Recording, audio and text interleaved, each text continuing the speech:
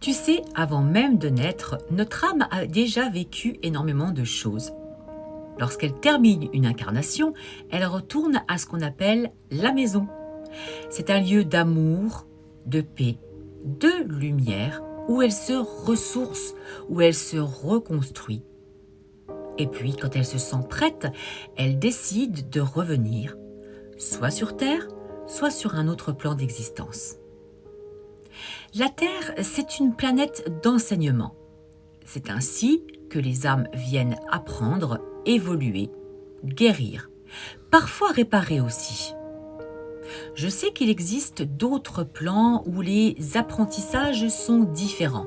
Je ne peux pas encore vous en parler en détail parce qu'il ne m'a pas été encore permis d'y aller consciemment, sauf une fois. Une nuit, j'ai vécu une sortie astrale. Alors, on en vit toutes les nuits. J'ai voyagé dans un endroit que je ne peux même pas décrire avec nos mots. Les couleurs, les sons, les sensations, rien n'existe de semblable ici-bas. Je savais que je n'étais pas sur Terre. Et pourtant, j'étais bloquée là-haut, incapable de revenir. Pourtant, je le voulais. C'est mon fils, en m'entendant crier et me débattre, qui, par sa présence et son amour, m'a rappelé, m'a ramené. Il m'appelait maman au pied de mon lit. Si cette expérience vous intéresse, dites-moi-le, je vous raconterai donc mon voyage astral dans une autre vidéo. Mais revenons à notre âme. Quand elle décide de revenir sur Terre, elle le fait avec son guide spirituel principal. Ensemble, ils établissent ce qu'on appelle un plan d'incarnation. Ce plan est un peu la trame de vie. Voilà. Ainsi, l'âme choisit ses parents, sa famille et même toutes les âmes qu'elle croisera tout au long de sa vie. Chaque rencontre, chaque relation, chaque épreuve a un sens. Et souvent, ce sont des âmes de notre famille d'âmes, des êtres qu'on a déjà connus, aimés ou parfois affrontés dans d'autres vies, qui sont là pour nous aider. C'est pour ça qu'on dit souvent « on se retrouve » parce qu'en réalité, on se reconnaît. Par exemple, une âme qui a été ton père dans une vie passée pourrait devenir ton ami, ton enfant ou même ton professeur dans cette vie-ci.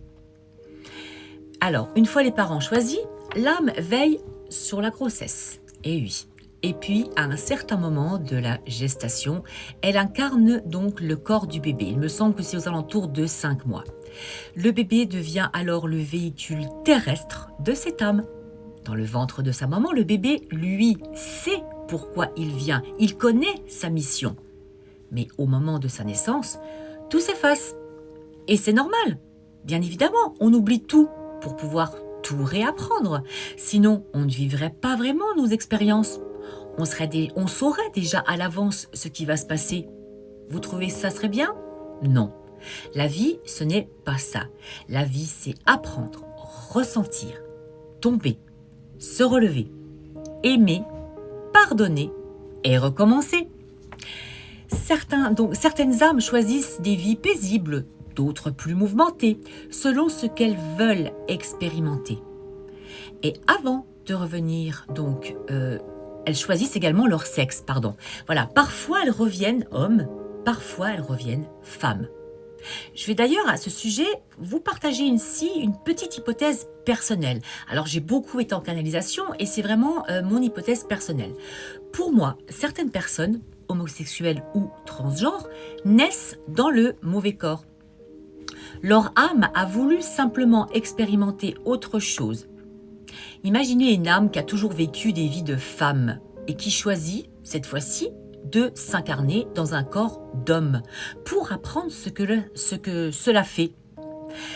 Cette âme peut se sentir en décalage, en désaccord avec ce corps, tout en étant parfaitement à sa place spirituellement. Ce n'est pas une erreur de la nature et tout ce qu'on peut entendre. C'est un choix d'âme, un apprentissage différent. Alors, au lieu de juger, critiquer, etc., ouvrons notre regard, comprenons que chacun vit le chemin exact que son âme a choisi. Et voilà, on est au jour de notre naissance. Donc, notre mémoire spirituelle s'efface et notre aventure terrestre commence. Alors, si ça t'intéresse, si tu as envie d'en savoir un petit peu plus sur l'incarnation, n'hésite pas à me poser toutes les questions que tu souhaites en commentaire, j'y répondrai avec grand plaisir. Surtout, n'oublie pas de t'abonner pour pouvoir découvrir la suite. À très bientôt!